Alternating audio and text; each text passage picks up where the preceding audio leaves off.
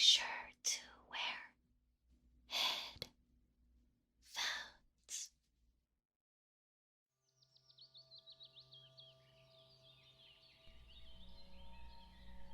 Good morrow, my flower.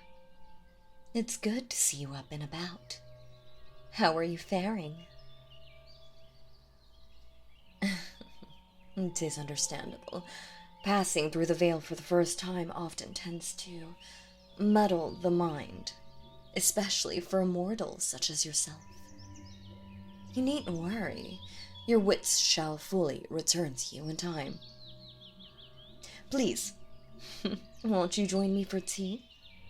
You must be hungry. 'Tis impossible for your kind to go without sustenance for long, after all. Why so hesitant, my flower? What?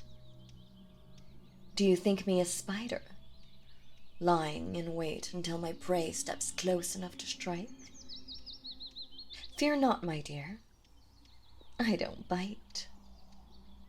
At least, not in this form. Come, now. If this is an act of defiance, there's little sense in it.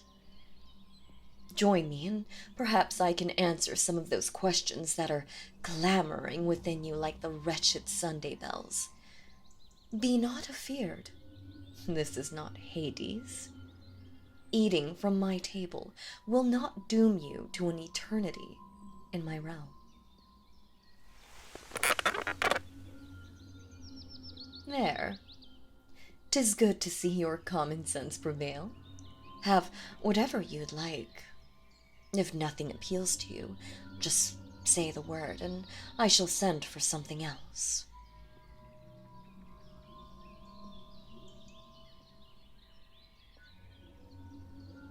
What do they call me? An apt question, indeed. They call me Fiona. I am the head of the Middle Mist Court. In human terms, you might call me a princess. And to answer what would doubtlessly be your next question, we are at my manor, in my realm. Look out those windows. Yes, go on. Peer through the glass. Can you see it? Yes, 'tis the very same rose garden where we met yester-eve.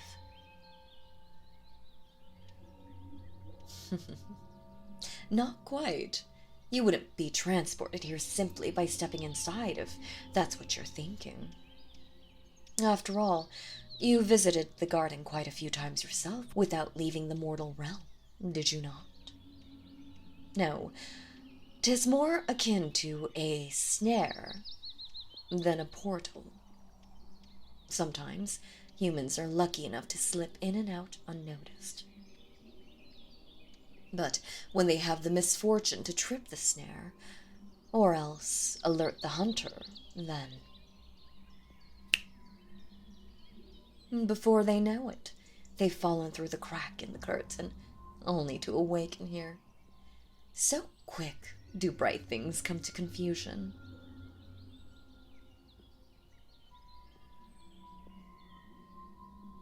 Ah, now you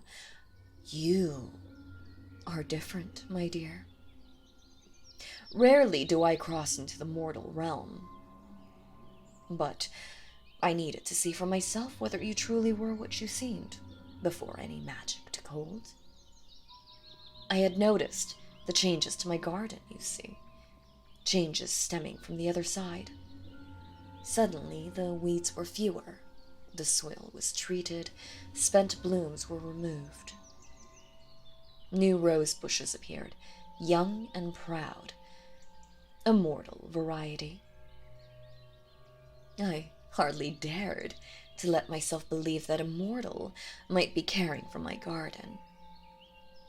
You can only imagine my joy when I found out that it was true. Most humans that we catch these days are naught but sanctimonious pirates, focused only on subjugating the land and its kin. But you, oh, my flower, you are not a pirate, but a steward. One willing to give, to care for the earth, instead of merely taking. As soon as you proved your intentions to me, back in the garden, I knew I'd found the one worthy to stand beside me for all eternity.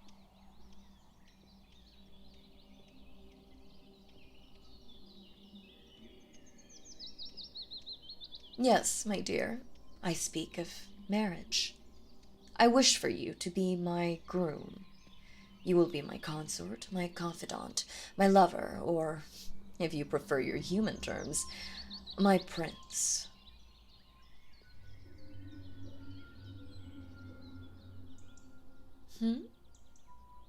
Oh, no. On the contrary, my dear, your being human is a boon.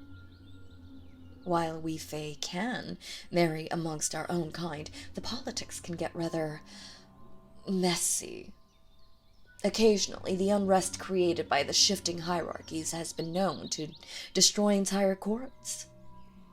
But with a mortal husband, there's no such risk. You have nothing to fear from my kin. I promise they shall accept you, and if they don't, they shall answer to me.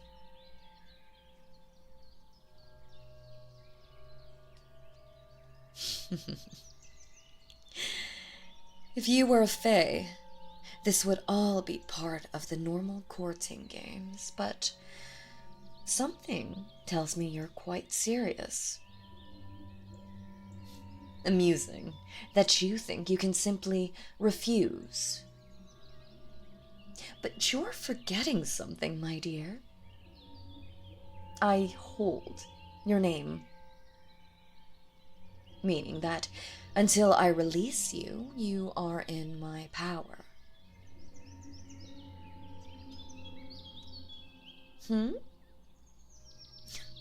I'm wrong, am I? And why, pray tell?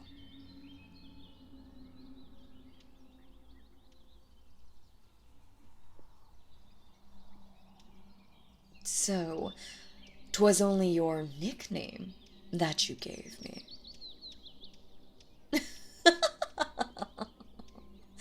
Oh, very clever indeed. True. A nickname has but a fraction of a given name's power. However, my dear, there is one other thing to consider. If you recall, back in the garden, you offered yourself to me.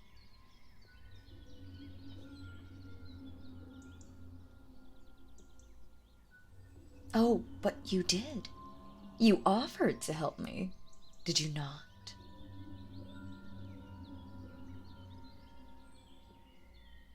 Perhaps, but what were your exact words? If you want, I'd be happy to help you. You never specified just what you were offering to help with. And what I need help with is ruling Middle Mist. After all, should I have naught but empty air in the seat beside me as I sit on my throne? Should I be forced to govern with the whispers of the wind as my sole advisor? No, I need someone to rule by my side. I need you, my flower.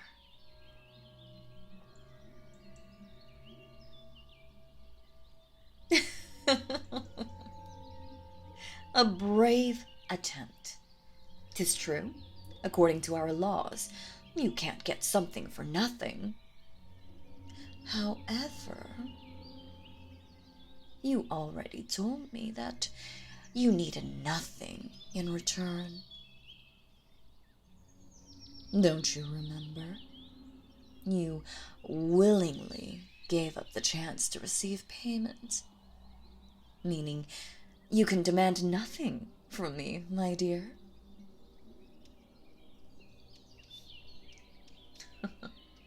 Look at you. I can practically hear your mind scrambling like a trapped rabbit, clawing desperately for a way out. You are clever, my dear, astonishingly so, for a mortal, but you will not be able to outsmart me. Albeit unintentionally, you offered yourself to me, and I accepted. The bargain is struck, and it cannot be undone.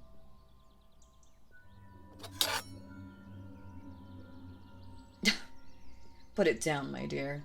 Even if that little butter knife could hurt me, I must warn you, my kin and I do not look kindly upon such violent displays. Put it down. Now.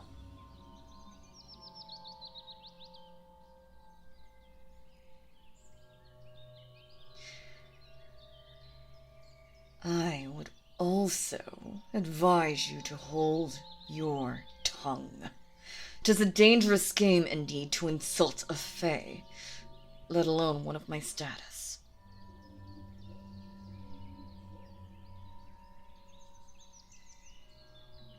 Oh, no, my flower.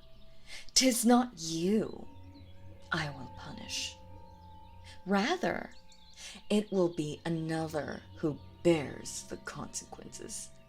Someone very precious to you, someone who you had once thought was lost for good.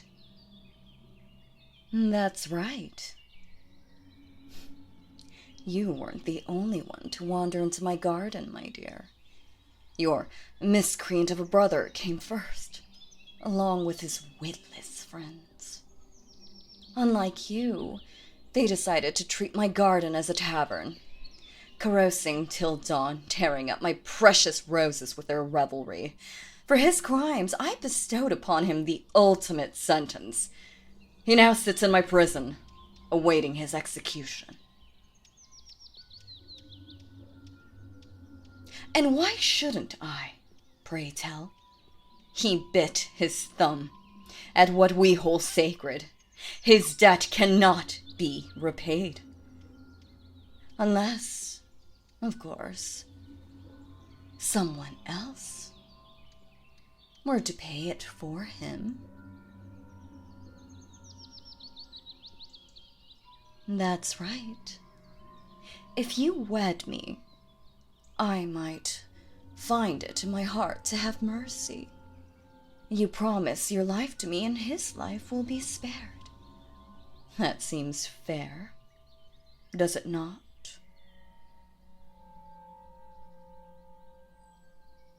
'Tis long past the time for games, my dear. Either way, you shall be mine. But if you give yourself to me willingly, then your brother will live. What will you choose?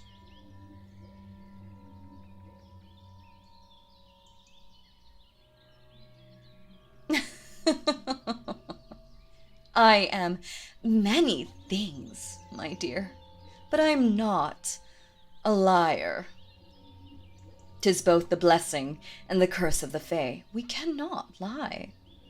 Should we try, our voices fail us. Nor do my words hide a trap. I swear on my first bloom, I will send him back to the mortal realm, alive and well, if you agree to my bargain. Now, 'tis time, my flower. Do you truly love your brother, as you claim? Make your choice.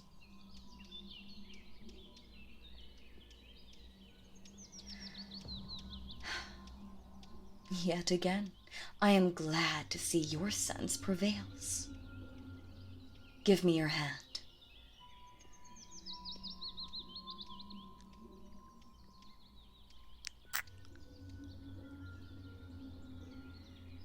Your flesh is as soft as the petal on my lips. Fear not, my flower. Our life together will be a happy one, I promise you. I shall ensure you are satisfied, mind, body, and soul. Now, let's raise a glass to our engagement, to our union, and to you, my flower, my own beautiful rose.